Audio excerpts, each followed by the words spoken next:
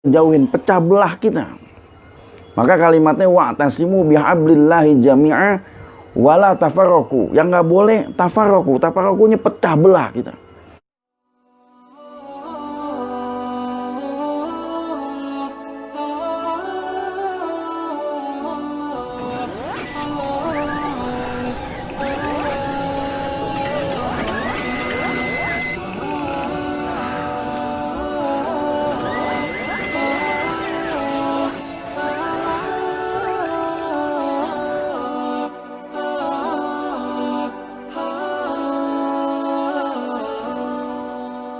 Jangan lupa subscribe, like, komen, dan share. Assalamualaikum warahmatullahi wabarakatuh. Alhamdulillahi wa kafa, salatu wassalam ala sayyidina al-habibul mustafa sallallahu alaihi wasallam, ahli sidqi wal wafa, amma ba'd. Puji syukur kehadirat Allah, alhamdulillah limpah nikmat karunia Allah subhanahu wa ta'ala. Kita masih diberikan kekuatan iman, Islam, ihsan kita. Dan mudah-mudahan senantiasa Allah memberikan perlindungan kepada kita, dan mudah-mudahan Allah selalu memberikan taufik, hidayah, dan inayahnya dari Allah subhanahu wa ta'ala. Salawat dan salam tak lupa kita haturkan kehariban baginda Rasulullah sallallahu alaihi wasallam beserta keluarga, para sahabat hingga akhir zaman. Mudah-mudahan kita mendapatkan syafaatul uzma dari baginda Rasulullah sallallahu alaihi wasallam. Para pemirsa channel YouTube yang insya Allah dimuliakan Allah subhanahu wa ta'ala, channel YouTube Hafiz Akbar Official yang selalu berbahagia dan selalu dalam lindungan Allah subhanahu wa ta'ala. Hari ini kita akan bahas ayat wa'tasimu bihablillahi jami'a wa la tafarraqu. Ya'tisom, berpegang teguhlah ya, bihablillah, di talinya Allah subhanahu wa ta'ala.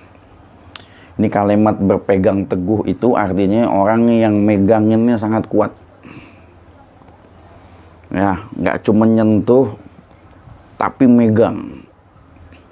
Karena orang kalau udah berpegang di talinya Allah subhanahu wa ta'ala ini nggak bakal nyasar. Wa'tasimu bihablillahi jami'an. Berpegang teguhlah di talinya Allah subhanahu wa ta'ala, artinya senantiasa pegangin ibadah yang udah diperintah sama Allah. Banyak hal ibadah yang udah diperintah sama Allah subhanahu wa ta'ala. Maka ketika orang beribadah sama Allah, dia lagi berpegang teguh di talinya Allah subhanahu wa ta'ala. Bukan cuman masalah berpegang teguh di talinya Allah subhanahu wa ta'ala. Bukan cuman berpegang teguh di talinya Allah subhanahu wa ta'ala terkait dengan urusan ibadah. Ternyata ada urusan yang terkait dengan hablum minan nas. Ya, terkait dengan urusan kita silaturahmi. Ya, ini silaturahmi, Masya Allah, pegangan di mana yang mampu kita dengan bareng-bareng bisa menurunkan rahmat Allah subhanahu wa ta'ala. Sebelum kita bahas tentang ini, kita bahas dulu terkait dengan apa aja yang kudu kita jalin terkait dengan hablum minan nas. Yang pertama yang terkait dengan urusan darah kita. Ya, orang-orang yang terdekat sama kita. Dari bapak kita, ibu kita, adik kita, abang kita, orang-orang keluarga kita. Yang kedua ada i'tisam, yang kedua ikatannya itu sifatnya adalah ikatan yang namanya ikatan persaudaraan keimanan. Karena ada orang yang dipersaudarakan dengan keimanannya. Artinya karena dia sama imannya, karena dia sama keyakinannya, maka dia adalah saudara kita. Ini yang perlu dipupuk sama kita. Artinya apa? Kita kalau udah urusan yang namanya seiman, apa aja jenisnya, itu bagian dari apa yang perlu kita support atau kita tutup bagiannya. Apa yang kudu kita support? Contoh, orang-orang yang lagi berjalan di jalan Allah subhanahu wa ta'ala. Entah yang berjalan di jalan Allah yang terkait dengan dia kekurangan dana, atau dia nggak ada kekuatan, atau dia kurang ilmunya, atau dia nggak paham dengan segala sesuatu, maka kita kudu mensupport dia dengan ilmu kita. Kasih semangat dia dengan ilmu kita. kasih semangat dia dengan apa yang kita pelajarin dari agama kita. Supaya apa? Supaya ibadahnya bisa lebih semangat lagi kepada Allah Subhanahu wa taala. Yang kedua, ada bagian yang lain yang perlu kita jauhin, pecah belah kita. Maka kalimatnya wa'tasimu bihablillahi jami'a wala tafarraqu. Yang nggak boleh tafarraqu. Tafarraqunya pecah belah kita. Karena Islam ini bisa kuat karena dia itu nggak pecah belah. Karena kalau pecah belah nih biar katanya banyak, tapi kalau pecah nggak ada gunanya. Gelas, ya ini gelas nih susunannya beling yang disatuin. Tapi kalau dia pecah dia nggak ada gunanya. Nggak bisa buat nampung air, ya gak? Jangankan air yang banyak, setetes aja kagak bisa nampung. Kenapa? Karena pecah. Lihat sapu lidi, kalau cuma punya satu lembar, apa gunanya? Ya gak? Laler aja kagak takut dia kalau cuma satu lembar doang. Nggak digubris tuh laler kagak takut dia cuma sama satu lembar. Tapi lihat, kalau sapu lidi dia digabung, kekuatannya macam-macam, bukan cuma laler yang bisa digetok, macam-macam. Ya gak? Kotoran bisa dihalau, semuanya bisa disapu. Dan artinya Islam tuh punya kekuatan. Kalau bareng-bareng kekuatannya lebih banyak ketimbang dia sendiri. Makanya banyak sekali ibadah-ibadah yang dianjurkan itu bareng-bareng. Kenapa? Karena kelihatannya bareng-bareng, kelihatan kekompakan kita ketika kita beribadah kepada Allah Subhanahu wa taala. Sekarang yang sering terjadi ini pecah belah antara umat ini terkait dengan urusan ibadahnya beda.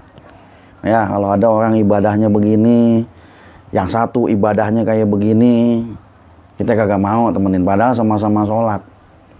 Ya, yang satu ini ibadahnya begini, yang ini sholatnya modelnya kayak begini, kita nggak beda.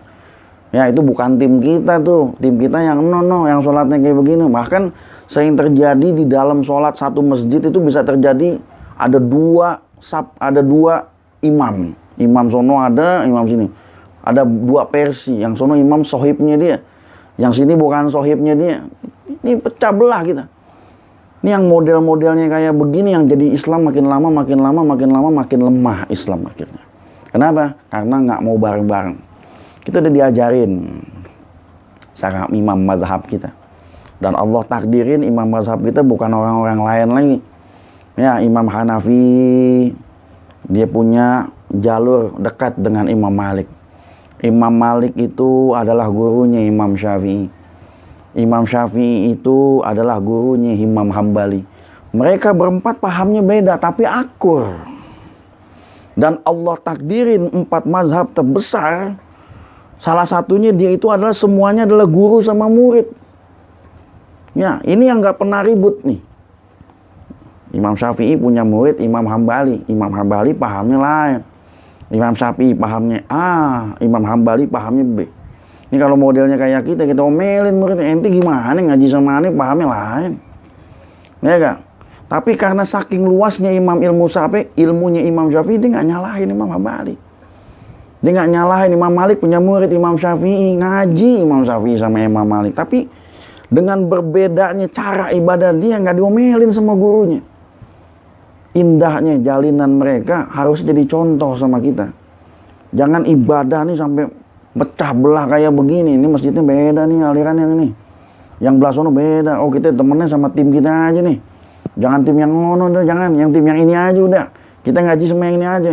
Kalau khilafiyah di dalam ibadah kita udah dijelasin sama para ulama kita. Udah diatur sama ulama kita. Yang penting kita make satu mazhab, tidak boleh lebih dari satu mazhab. Yang kedua, jangan dicampur antara mazhab yang satu dengan yang lainnya dalam satu ibadah. Itu yang kita nggak boleh. Tapi ketika lihat orang lain cara ibadahnya beda sama kita, justru ini diuji keluasan ilmu fikih kita. Maka ini yang jadi satu permasalahan buat kita. Artinya apa? Semakin luas ilmu seseorang, semakin paham dia tentang ilmu fikih itu. Maka dari itu, apa yang sering kita ributin terkait masalah yang segala macam, di mana aja terjadi perpecahan antara pekerja yang satu sama yang lain pecah, terutama umat Islam nih. Kadang-kadang satu masjid pada berantem semua. Ya, yang masjid ini ngakur, tapi memang selama kita bergaul dengan orang baik, setan memang makin terus dia bakal godain kita supaya kita cerai berai. Oh, jangan temenin sama dia dah, kagak bener dah. Jangan temenan sama dia dah, kagak bener deh. Ini kadang semua masjid banyak problemnya. Apa problemnya? Pecah belah yang ada di dalam masjid itu. Dan ini kerjaan setan. Kenapa? Karena nggak gampang kita masuk surga, Pak. Artinya setan bakal terus genjot kita. Apalagi posisi kita udah jadi orang yang ibadah, dia bakal genjot terus supaya orang ini jangan pada masuk surga sekalian semuanya. Ini yang kita harus sadar. Maka kadang-kadang kalau kondisinya cuma percikan-percikan api kecil, harus ada yang mampu ngalah dalam satu hal permasalahannya. Demi apa? Demi merajuk keimanan kita. Ingat, satu hari yang paling dibenci setan itu apa? Hari Idul Fitri itu hari yang paling dibenci sama setan. Karena itu hari kagak ada permusuhan sama sekali. Ya, ini setan udah capek pecah belah saudara sama saudara mati-matian, tapi tanggal 1 Syawal dia pada akur lagi. Ini setan udah mati-matian pecah belah bos sama anak buahnya, tapi ketika tanggal 1 Syawal semuanya damai lagi. Ini tanggal 1 Syawal, tanggal hari di mana yang paling dibenci sama setan. Kenapa? Hari di mana semua orang udah kagak ada yang ngalamin permusuhan sama sekali. Isinya semua orang akur, isinya semua orang jadi saudara, isinya semua orang dia bakal bareng-bareng lagi hidup bersama. Maka itu yang setan benci sama kita. Ayuhal ikhwanul muslimin wal muslimat. Maka sadarlah kita. Karena ini bagian daripada cara bagaimana setan ngajakin kita untuk masuk ke dalam neraka. Kita harus pahamin hal ini. Janganlah kita pecah belah terkait dengan urusan khilafiyah dalam ibadah kita atau yang lain sebagainya. Maka demi memupuk yang namanya wa'tasimu bihablillah, supaya kita ada di talinya Allah Subhanahu wa taala, marilah senantiasa kita banyak nyari kekurangan diri kita. Kita sibuk cari aib kita aja. Kita sibuk nilai diri kita aja. Jadi nggak ada waktu untuk kita nilai orang lain. Nggak ada waktu buat kita ngelihat ibadah orang lain. Nggak ada waktu kita bisa ngelihat nilai atau iseng sama ibadah orang lain. Dan mudah-mudahan dengan banyaknya kita mengoreksi urusan diri kita sendiri, urusan pribadi kita sendiri, mudah-mudahan Allah Subhanahu wa taala membantu kita untuk menghapuskan dosa-dosa kita. Dan mudah-mudahan Allah Subhanahu wa taala ridho dengan langkah kita, ibadah kita, dan apapun yang senantiasa kita kerjakan dalam kebaikan dari Allah Subhanahu wa taala. Dan mudah-mudahan selalu kita dilindungi oleh Allah Subhanahu wa taala, dan mudah-mudahan Allah akhiri hidup kita dalam keadaan husnul khatimah. Adanallahu wa iyyakum ajma'in. Wassalamualaikum warahmatullahi wabarakatuh.